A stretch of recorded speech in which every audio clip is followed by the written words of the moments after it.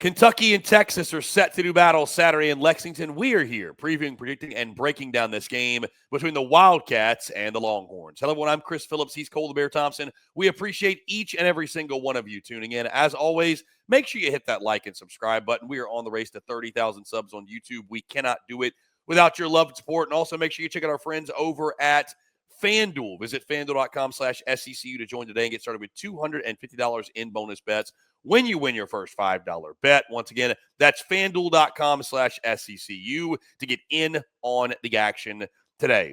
The Texas Longhorns, winners of the Red River Shootout, look to build off that momentum as they travel to Lexington, Kentucky to take on the Wildcats. We are here previewing, predicting, and breaking down this game. Hello, everyone. I'm Chris Phillips. Joining me, as he always does, my co-host, colleague, partner in crime, and simply put, one of the best in the business, Cole the Bear Thompson. Bear, what's going on, man? Appreciate you taking the time and excited to talk this matchup with you.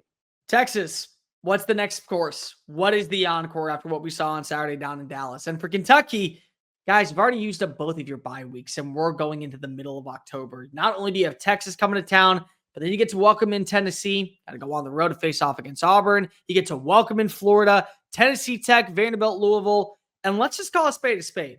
After James Franklin was fired for an 0-3 record against Big Ten teams, no coach that is on the hot sheet should feel comfortable. And that includes Mark Stoops, who, while that buyout is lucrative, if Change needs to come to Lexington, they will find a way to go ahead and make that happen underneath Mitch Barnhart. So this is a big-time game for Kentucky to get right. This is a big-time opportunity for Texas to continue to show that what they had at the beginning of the year is a thing of the past.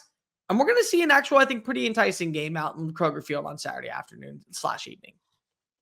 Yeah, it's going to be a fun one, Bear. Again, like you mentioned, Kentucky trying to play spoiler. Texas trying to build off of that big win over Oklahoma. That fan base, of course, still reveling in what took place down in Dallas, as you would expect. But, of course, Saturday night, we got a game here in Lexington, 6 o'clock kickoff on ESPN at Kroger Field there in Lexington, Kentucky. Bear, you take a look at FanDuel. The Longhorns are a 12.5-point favorite. The over-under is set at 42.5. Texas does lead the all-time series 2-0, and the last meeting came a season ago, a game that I was actually at, funny enough, in Austin. Texas won that game by a final score of 31-14. And Bear, as we look at this game, let's just go ahead and call it for what it is. We're going to spend a lot of time focusing on the Texas perspective because I think you and I both agree, and maybe I'll be wrong in this, but if Texas comes out, handles their business, it should be a fun night for the Longhorns. But that's the big storyline is how does Texas follow up what they did in the Red River Shootout, right? Because going into the game last weekend, they were the favorite in Vegas, but publicly were the underdog. It felt like everybody was picking against them. You know, I had seen them twice in person prior to that in Gainesville and Columbus. Even in their non-conference showdowns, they had looked underwhelming, to say the very least. And then something clicked. Something happened, something that happens often in the Red River Shootout games. Something unexpected took place. That was Texas. The defense playing the way they did wasn't unexpected, but I think Arch Manning took a step forward in the football game. Texas found something in their ground game and their offensive line in the second half, especially of that game. They were able to capitalize on some big plays, special teams plays. That was a big factor in that ball game, of course. Was it more so a one-off blip on the radar, or is it something that Texas is going to be able to build off of? And again, I'm not saying they lit the world on fire against Oklahoma, Bear, that Arch Manning did that, but based off the way they had played to that point, going up against a defense like that, I do think it's fair to say it was a positive step in the right direction. Now you factor all that in with, you know, you're going to a place in Lexington, Kentucky. It's not going to be the same type of atmosphere, the same type of environment. Let's face it, you're not as jacked up for this game as you were for Oklahoma.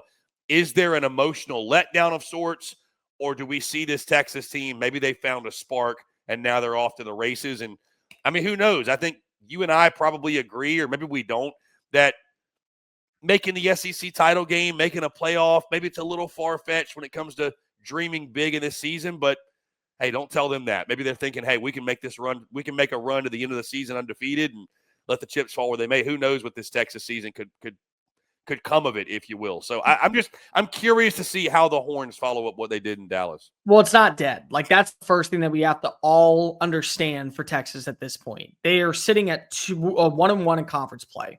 they have a second loss, but it's a non-conference loss. So I'm not saying that's a good thing if you're Texas, but it could be worse. If you run the table, you go 7-1. If the chips fall in your favor, you're still going to Atlanta. And if you go to Atlanta, it's very challenging for me to view a college football playoff committee penalizing a team that made the right labors to get into the college football playoff. They won't host a game. They'll be on the road. They'll be an 11 seed, but it's very hard-fetched to believe an SEC team that runs the table down the stretch is left out of the playoff, especially with wins over Oklahoma, and you would throw in probably a win over Georgia on the road. It's going to play a factor.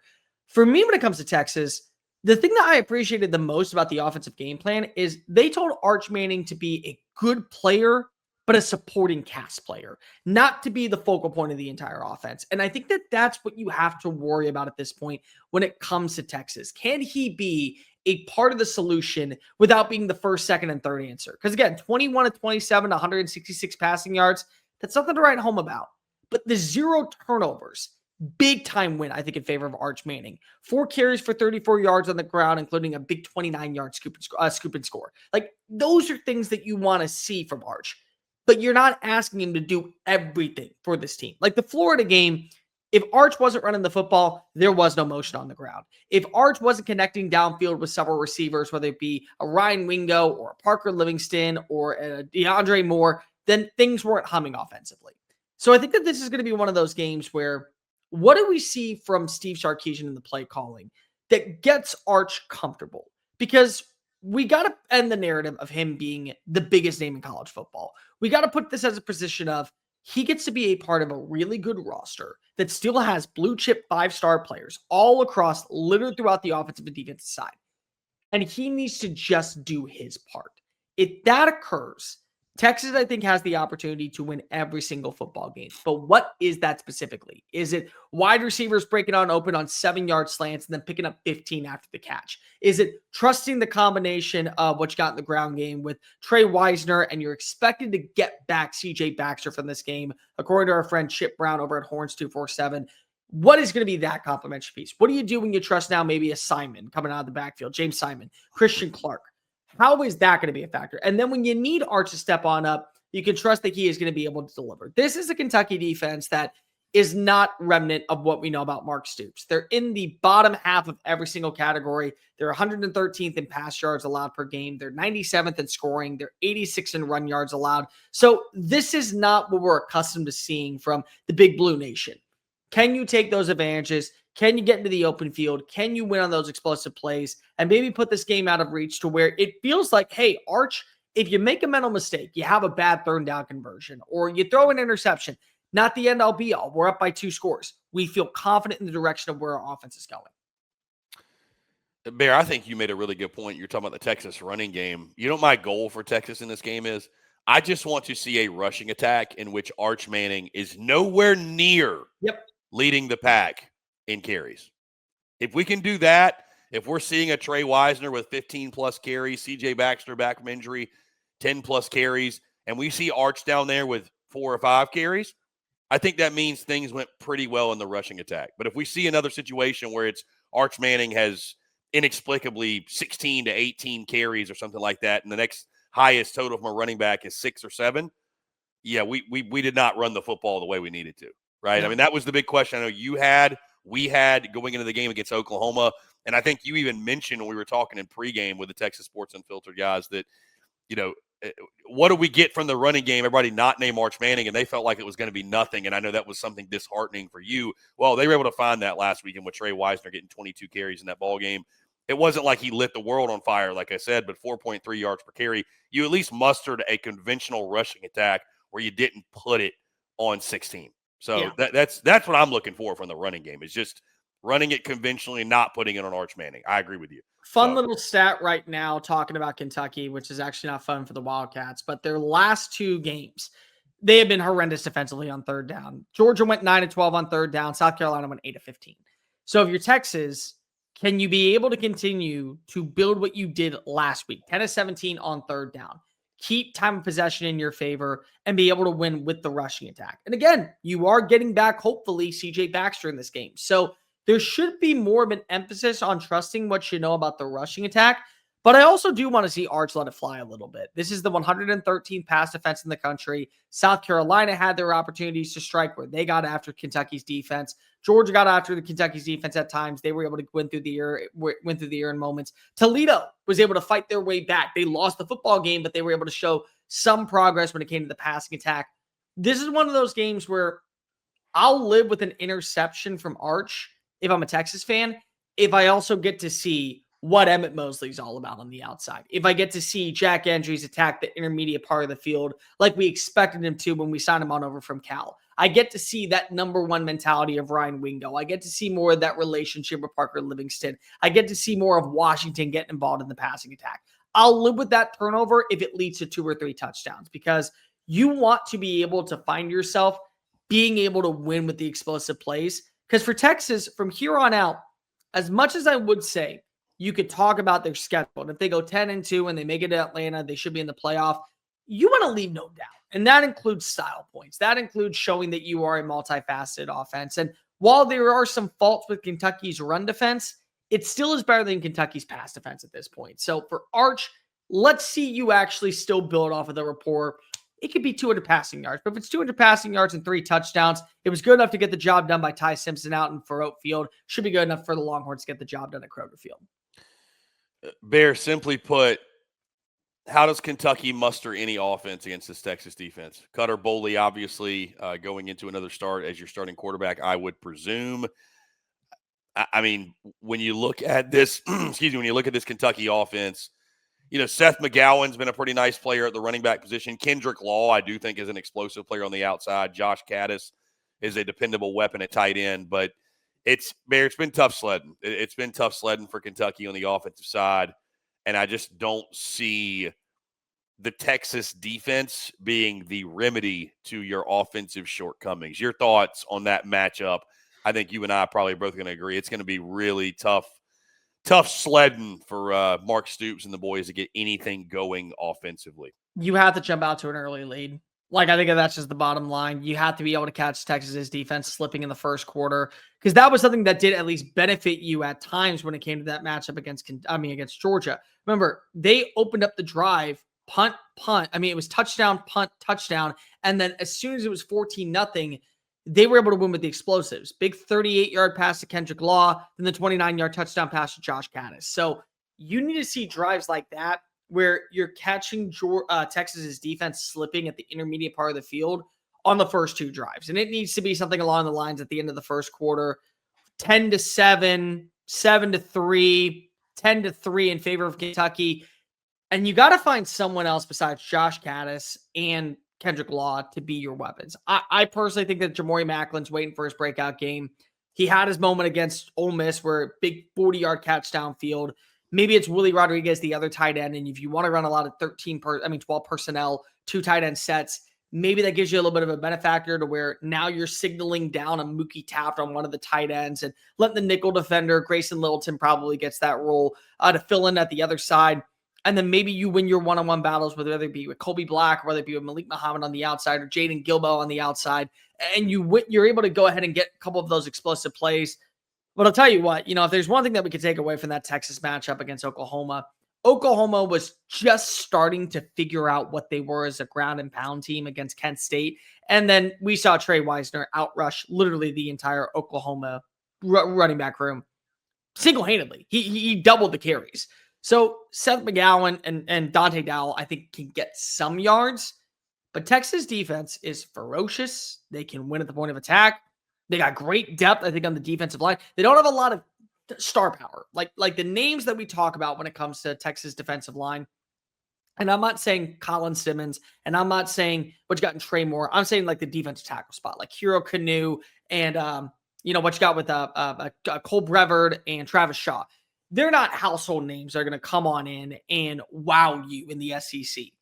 But they know how to fit in this Pete Kwiatkowski defense to win their one-on-one battles and eliminate the interior part of an offensive line. So it's going to be, I think, a very tough sledding. This is going to be one of those games where Cutter Boley is going to have to win with some deep balls. And that is a lot easier said than done on paper. Just because we saw Julian Sang get a couple of passes off in Ohio State And just because we saw Malachi Nelson get a couple passes off does not mean that everybody's going to be able to do it against Texas defense, because John Mateer couldn't do it. He had 2 bad interceptions when he tried to go deep. Turnovers, certainly like every other game, going to be a big factor in this one. Texas's defense, one of the best in the country at forcing those. Kentucky will certainly need a couple, if you will, to have a chance to pull the upset. Bear, that being said, let's talk our picks, our predictions. Let's lock them in. Would you like the honors? Or you want me to start first? I'll go first on this one. I think Kentucky is facing a very hard dilemma at hand, and that's because of they're looking at all these college football head coaching openings, and ones that haven't been announced, but ones that we know the writing is on the wall, and they have to make a difficult decision of what is the best course of action for us. Do we hold out hope that Mark Stoops, with his lucrative buyout, is going to be able to right the ship and get us back to sustainability of 8-4, 7-5? Or do we need to hit reset entirely, be willing to pay the buyout, and have a culture shift? Mark Stoops reminds me a lot of Mike Gundy at this point, where we're going to remember him for his fond moments out in Lexington, just like we will with Gundy out in Stillwater. And hopefully they will have some type of memorial or process to always invoke what has been a major part of the culture shift, the way that they will with Gundy. I know they're going to name the field after him. They're going to build a statue of him at some point. But the writing was on the wall that change needed to come to Stillwater. And the writing is on the wall that change needs to come to Lexington. There's not a lot of buy-in from, I think, the players. There's not a lot of buy-in, I think, from the boosters. Everything could change in this matchup. One game where Cutter Boley balls on out, and we see basically a Ole Miss 2.0, but it's in your backyard against Texas. Maybe what is the spark necessary to jolt this Kentucky team down the stretch and pull off a few more upsets to where Stoops does prove he's the guy. But what I've noticed with Texas is if the version that we saw on Saturday, which is a big if because of it was Red River, shows on out, that's a version that's going to be very hard to beat down the stretch. Offensively, they know what are their strengths. They don't put the ball in harm's way. Arch isn't doing too much. He's doing just enough to be a big factor in this matchup.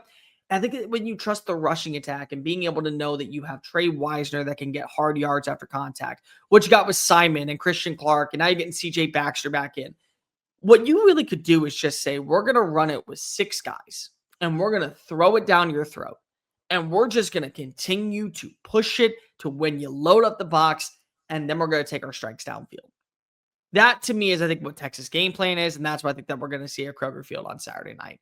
A lot of rush attempts, not that many passing plays, but when the pass is necessary for Texas, they're going to be able to strike. They're going to be able to put it in the end zone. I do think that this is going to be a 3.5 quarter game. I think Texas finds a way to pull away in the 4th. I got a final score of 38-17. I do think you will see Kentucky get to the end zone, but I do think you will see Texas be able to win, and Texas will be able to cover. Texas won't be able to cover, would they? No, they wouldn't. My bad. 38. 12.5 point favorites. Yeah, they would be able to cover. So, 38-17 final score. Texas wins. Texas covers. And I think the beginning of the end with the writing on the wall out in Lexington is that Mark Stoops will not be your head coach after 2025. Bear, you made a lot of really good points. I'll keep mine short and sweet. I do think this is a mismatch of sorts. I just think from a personnel standpoint, I think Kentucky, you mentioned it, they're going to have a really difficult time moving the football with any sort of consistency. This will be a game where I do think the spread's kind of interesting. It's, I know Texas isn't, just because you win that one game against Oklahoma, it's not like they're a juggernaut, certainly offensively. Maybe that's got something to do with it, but 12.5 feels a little small, maybe just for what I think Kentucky maybe is. It kind of makes you scratch your head and think a little bit. That being said, Bear, we'll talk about it more in depth at some point. I agree with you. There is a fork in the road we're approaching when it comes to Kentucky football. They've got to make a decision on what direction they want to take the program. But Bear, the reality is this. And for those of you that don't know, I know we're all in football mode right now, but if you did not know, Bear, and for everybody else watching, it is SEC tip-off week, right? It's tip-off week for basketball. The coaches are all speaking. I forget the exact location. Maybe this is down in Birmingham or wherever it is. Anyways, essentially it's media days for basketball. That's what Kentucky fans care about right now. That they're not locked into this game. They're not. They're more focused on what Mark Pope and the boys are doing than what Mark Stoops and the boys are doing. That being said, Mark Stoops and company have to go out and play a football game on Saturday, and whether they're locked in or not, I don't think it'll much matter. I just think Texas, I think it's a little bit of a lower scoring game, kind of a rock fight, if you will. There's sort of a style that you kind of have to play when you play Kentucky. I agree with you. A lot of ground and pound. I don't think Sark's going to want to put the football in a ton of harm's way. I think Arch plays a pretty clean game, a solid game. I don't think the numbers jump off the page, but I think he's efficient in this game. But I think it is a lot of leaning on the run game, and I think Texas just sort of bludgeons them to death, if you will. Just kind of sort of a slow and painful death for Kentucky. It'll set in that we're not able to do anything of the sort offensively, and it won't be a pretty game or the sexiest game or the most fun game to watch, but it will be a game in which Texas goes in. They get the win, double-digit point victory. It's not one of my best bets, but I do have Texas covering. Bear, give me Longhorns 27, Kentucky 10. Again, a little bit lower scoring game. I just think Kentucky's going to have I think they're going to have a ton of trouble having any success moving the football with any sort of consistency. There's one thing we know about Texas. That defense is elite.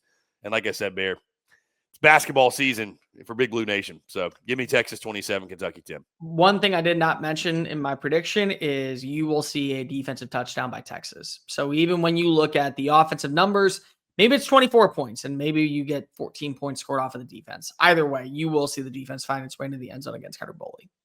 Not a bad prediction, my friend. Maybe special teams as well. Who knows? Maybe Ryan Niblett comes back for more. Either way, we're both going Texas to win the football game Saturday night in Lexington. Do you agree with us? Do you disagree? What's your prediction? Who comes out on top when the Horns and Cats do battle at Kroger Field? Guys, it's going to do all for us. We appreciate each and every single one of you tuning in. Before we get out of here, do want to tell you about our friends over at FanDuel, because as always, we are brought to you by our friends at FanDuel. FanDuel's got an offer you don't want to miss this NFL season. New customers can bet just $5 and get $300 in bonus bets if you win. That's right. Pick a bet $5. If it wins, you'll unlock $300 in bonus bets to use all across the app. You can build parlays, bet player props, ride the live lines, whatever your style. FanDuel's got you covered. The NFL season is here. The only question is, are you ready to play? Visit FanDuel.com/SECU to download the FanDuel app and get started. Once again, FanDuel.com/SECU to get in on the action today. Guys, once again, that's going to do all for us. We appreciate each and every single one of you tuning in. As always, make sure you hit that like and subscribe button on YouTube. Check us out wherever you get your podcasts. Follow along on all your social media platforms as well as our website, SECUnfiltered.com. For Cole the Bear Thompson, I'm Chris Phillips. We're signing off. Thanks so much for tuning in, and we will catch you all on the other side.